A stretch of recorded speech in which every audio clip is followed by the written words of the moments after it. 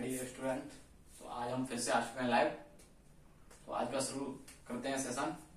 तो आज का सेशन है जीके के बारे में।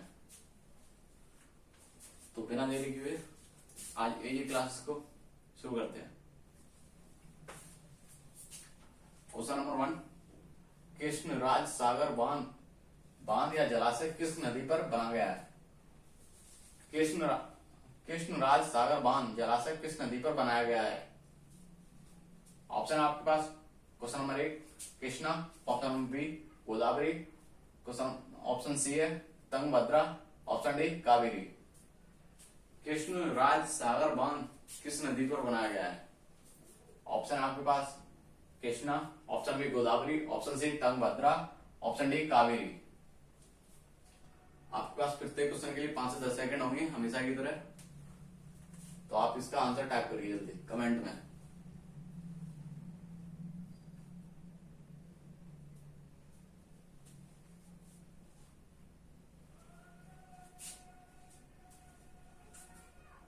सभी ने अपना आंसर टाइप कर दिया होगा। तो इसका सही आंसर है कावेरी। कृष्णराज सागर बांध कावेरी नदी पर बनाया गया है। क्वेश्चन नंबर 2, निम्नलिखित में से किस वर्ष में इंग्लैंड में यात्री ट्रेन आरंभ की गई? जो रेलगाड़ी होती है वो इंग्लैंड में किस वर्ष जारी की गई थी? ऑप्शन है आपके पास A 1823, option B 1825, option C 1848, option D 1861। निम्नलिखित में से किस वर्ष में इंग्लैंड में यात्री ट्रेन आरंभ की गई? ऑप्शन है 1823, option B 1825, option C 1848, option D 1861। अपना आंसर टाइप करिए कमेंट में।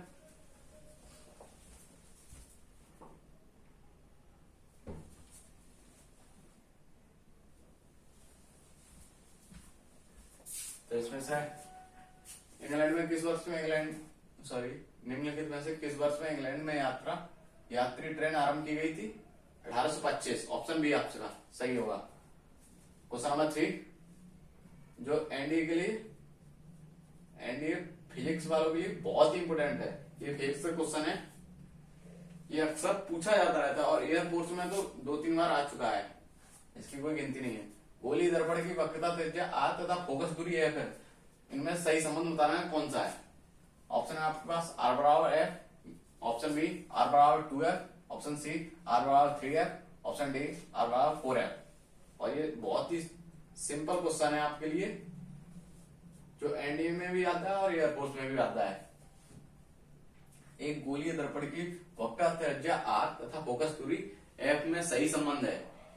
ऑप्शन है आर बराबर एफ, ऑप्शन बी आर बराबर 2f, आर बराबर 3f या फिर आर बराबर 4f। तो इसका ऑप्शन नंबर होगा आपके पास बी आर बराबर 2f। क्वेश्चन नंबर 4, वर्ष 1914 में खोली गई पनामा नहर किसे जोड़ती है? लाल सागर और भूमध्य सागर, ऑप्शन बी अटलांटिक महासागर और पैसिफिक महासागर।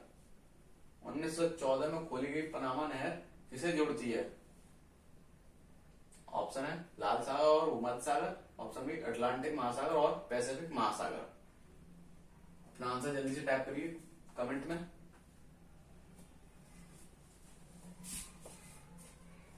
उन्नीस 1914 में खोली गई पनामा नहर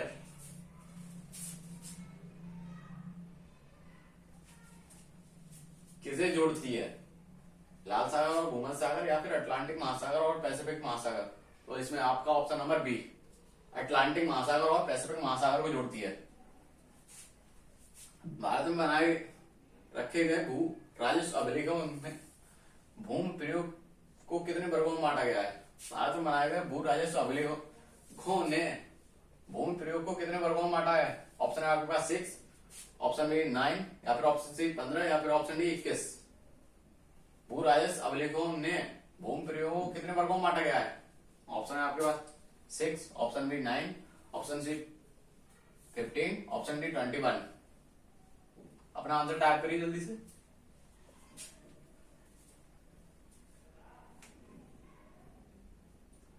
तो इसमें से आपका ऑप्शन नंबर बी एकदम ठीक है। क्वेश्चन नंबर 6 इसी क्रम में, भारत में शुष्क खेती मुख्यतः उन क्षेत्रों तक सीमित है जहां वर्षा होती है। ये एक वेरी वेरी इंपॉर्टेंट क्वेश्चन है। Coast guard, CHSL, SSC GD, इसमें ये वाला क्वेश्चन और एनडी में मोस्ट आता है, और ये वर्षा से संबंधित तो आता ही आता है। भारत में शुष्क खेती मुख्यतः उन क्षेत्रों तक सीमित है जहां वर्षा होती है।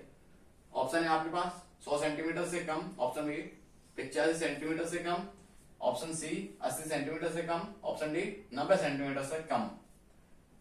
एक बार दोबारा क्वेश्चन को पढ़ता हूं।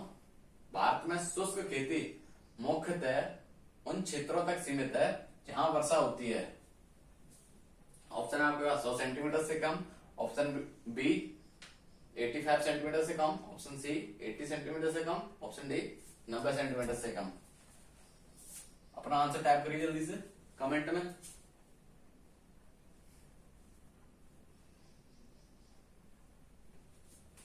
तो इसमें से आपका ऑप्शन नंबर डी यानी 70 सेंटीमीटर होती है। इसी क्रम में क्वेश्चन नंबर 7, निम्नलिखित में से कौन सी एक प्रशांत महासागर की धारा नहीं है? ये ऑप्शन है आपके पास जिनमें से प्रशांत महासागर की धारा नहीं है। ऑप्शन है आपके पास यूरेशिया धारा, ऑप्शन बी अलास्का धारा, सी अयोगल हास धारा, या फिर डी नन ऑफ दिस। प्रशांत महासागर की धारा नहीं है यूरेशिया धारा, ऑप्शन बी अलास्का धारा, ऑप्शन सी अगुल हास धारा। अपना आंसर टाइप करिए कमेंट में जल्दी से। प्रशांत महासागर की धारा नहीं है ये पूछा है, ये ध्यान रखें।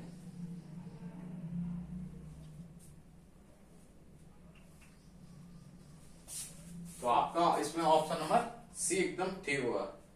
इसमें पूछा था धारा नहीं है, और ये सब धाराएं हैं, ध्यान रखना। भारत में मानसून की अवधि औसतन कितने समय तक के लिए विस्तारित होती है? जो मानसून आता है वो कितने दिनों के लिए आता है? ऑप्शन है आपके पास 80 से 140 दिनों के लिए, 100 से 140 दिनों के लिए, या फिर ऑप्शन सी 90 से 130 दिन के लिए, या फिर ऑप्शन डी 100 से 120 दिन के लिए। भारत में मानसून की अवधि औसतन कितने समय तक के लिए विस्तारित होती है? ऑप्शन है आपके पास 80 से 140, ऑप्शन बी 100 से 120, 100 से 140, या फिर ऑप्शन सी 90 से 130, ऑप्शन डी 100 से 120। अपना आंसर जल्दी से टाइप करिए कमेंट में, उसके बाद मैं अपना आंसर बताता हूं।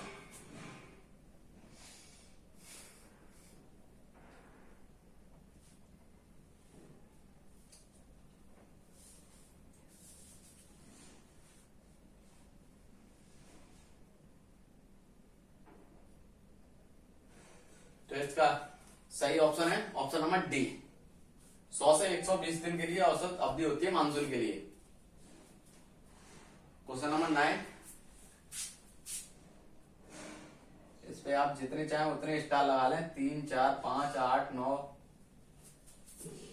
ये एनडीए के ABCD 4 टाइप में से किसी ना किसी में पूछा जाता है, किसी ना किसी सेट में। एक तापदीप विद्युत बल्ब में बल्ब का तंतु किस धातु का बना होता है? एल्यूमिनियम, तांबा, टंगस्टन, चांदी, रजत।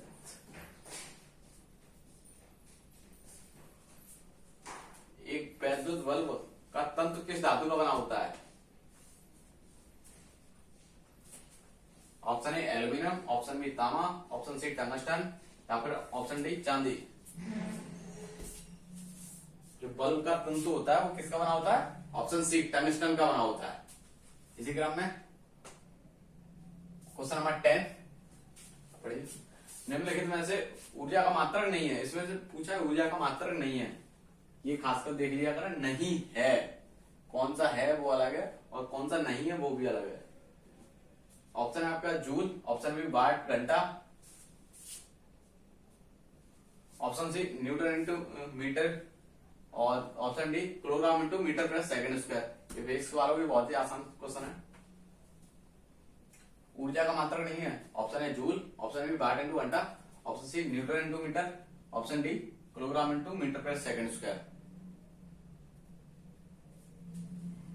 तो इसमें से आपका सही आंसर हो जाएगा ऊर्जा का मात्रक नहीं है, option number D kilogram into metre पर सेकंड स्क्वायर। इसी क्रम में क्वेश्चन नंबर 11 जो आज का लास्ट क्वेश्चन है हमारा, मानव नेत्र वह भाग होता है जिस पर प्रतिबिंब बनता है, क्या कहलाता है?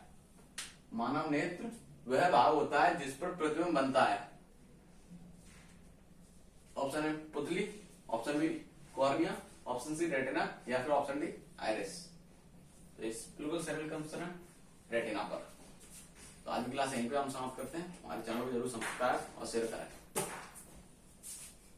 खासकर इन शॉर्ट रिवीजन का अच्छे से एक बार दोबारा से इनको रिवीजन करना है। आज की क्लास यहीं पे समाप्त।